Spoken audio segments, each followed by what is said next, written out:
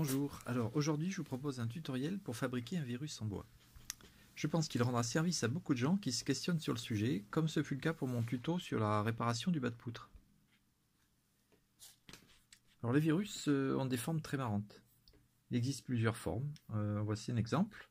Alors j'ai choisi de fabriquer un virus plutôt sphérique, comme le troisième ici, que l'on voit s'ébattre gaiement dans le nez d'une personne grippée avec ses amis. Il est content. Alors le virus est constitué d'acides nucléiques, des ADN ou de l'ARN, simple ou double brin, circulaire, linéaire. Le tout entouré d'une capside, c'est une sorte de petite boîte à structure géométrique, et d'une membrane enveloppante recouverte de protéines de formes diverses. Cette capside est souvent icosaédrique, c'est-à-dire constituée de 20 facettes triangulaires. Mais ces facettes triangulaires peuvent se tronquer, donner des formes plus complexes. Constitué de pentagones, d'hexagones, plusieurs centaines quelquefois. Cet assemblage géométrique est naturel et me fascine. Je vous propose de construire donc un virus de ce type. Celui-là, il sera constitué de 12 pentagones et de 20 hexagones, soit 32 faces. Alors pour faire ce virus en bois, je suis parti de 2 plaintes en pin de 2,40 m, c'est-à-dire 3,50 à Leroy Merlin, 2,40 de long, 8 cm de large. J'ai coupé les bords pour l'une avec un angle de 30 degrés pour les futurs hexagones, et pour l'autre avec un angle de 36 degrés pour les futurs pentagones. Chaque plainte est coupée des deux côtés avec le même angle. Je m'arrange pour que la largeur des deux plaintes soit la même après découpe. En gros, ça fait 6 cm chacune de largeur. Je découpe ensuite ces plaintes en sections de 40 cm et je les positionne sur du ruban adhésif les unes à côté des autres.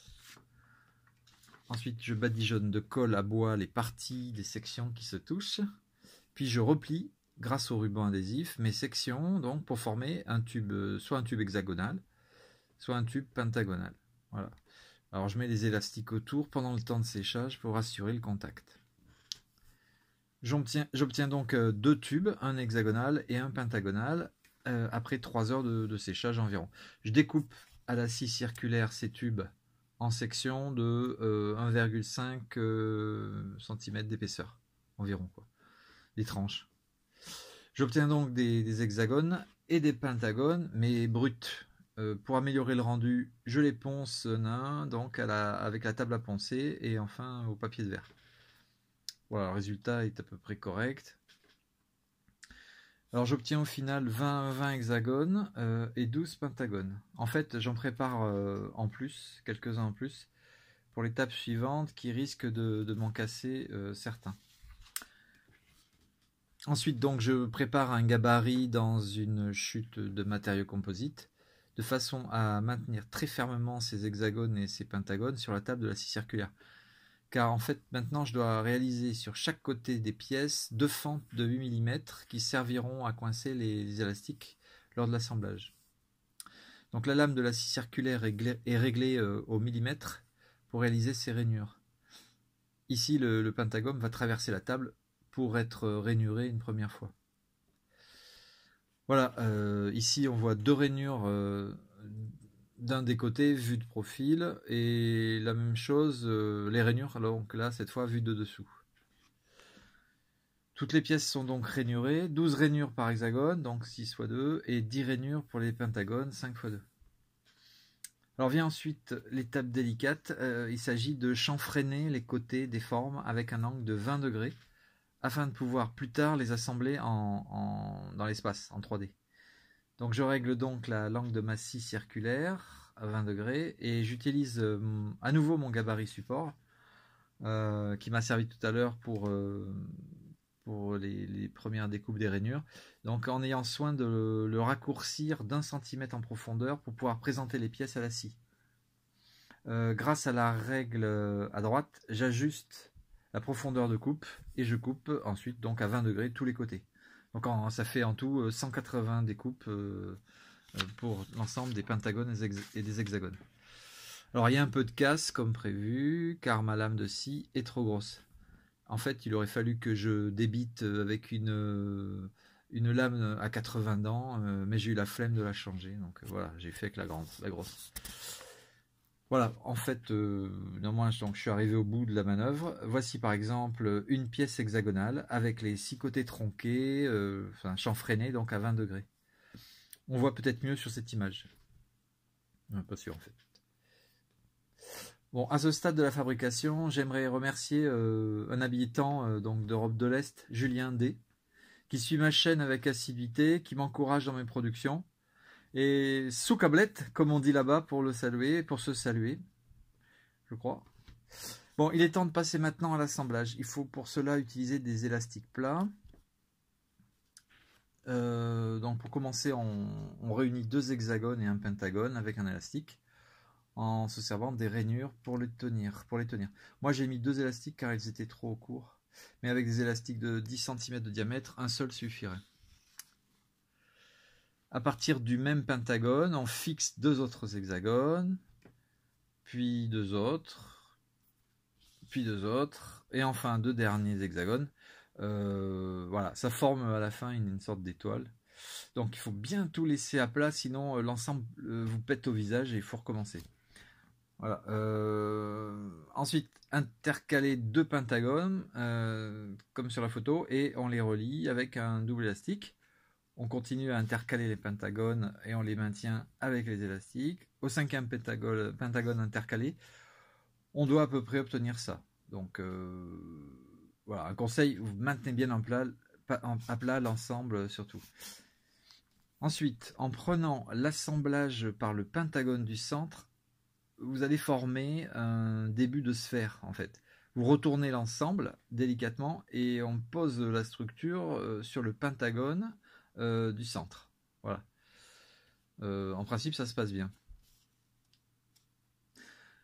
Une fois qu'on a cette structure, on introduit dans un hexagone, un hexagone donc au-dessus de chaque pentagone périphérique en utilisant délicatement les élastiques de maintien.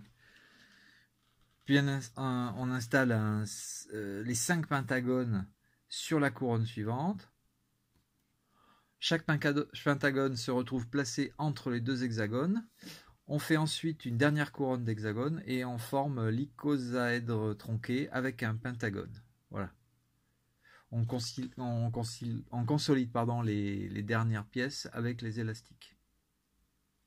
Voilà, la capside virale isocaédrique tronquée archimédienne est finie. Dans le virus, donc le vrai, hein, on trouverait de l'ADN ou de l'ARN. La capside, elle est faite en glycoprotéines en fait. Voilà. Alors autour de la capside, le virus possède souvent une membrane. Cette membrane, elle est recouverte de protéines antigéniques. Alors, j'ai choisi de représenter sur ma maquette là un virus de type virus de la grippe, virus influenza. Alors, il possède deux protéines majeures en surface, l'hémagglutinine qui permet au virus de se fixer sur les muqueuses de l'hôte, et la neuraminidase qui aide à libérer les virus qui se sont multipliés dans la cellule affectée. Voilà. Bon, ces 2 protéines de surface là vont être représentées. Alors, j'ai réalisé des petits disques en bois à la scie cloche pour représenter là l'hémagglutinine. Et ici, j'ai découpé des petits parallélépipèdes rectangles pour représenter la neuraminidase. Donc voilà, ces 2 protéines de surface en bois donc vont venir compléter la capside.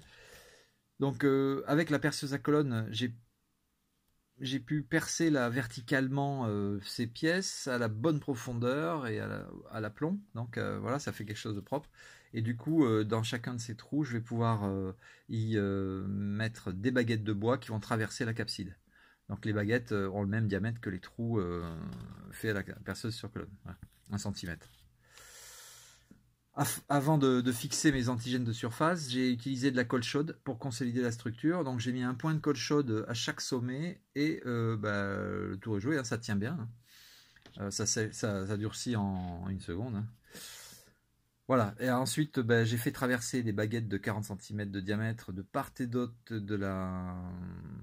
40 cm de long, pardon, de part et d'autre de la capside, aux extrémités desquelles j'ai fixé mes antigènes, donc les petits ronds et les petits cubes de bois. Il s'agit ensuite d'enfoncer une à une les baguettes en les croisant le mieux possible au centre et en y mettant les antigènes de surface aux extrémités. Voilà, j'ai finalement raccourci un peu les parallélépipèdes là sur la photo là, pour l'harmonie de l'ensemble, c'était trop long, ça dépassait un peu, ça tenait pas verticalement.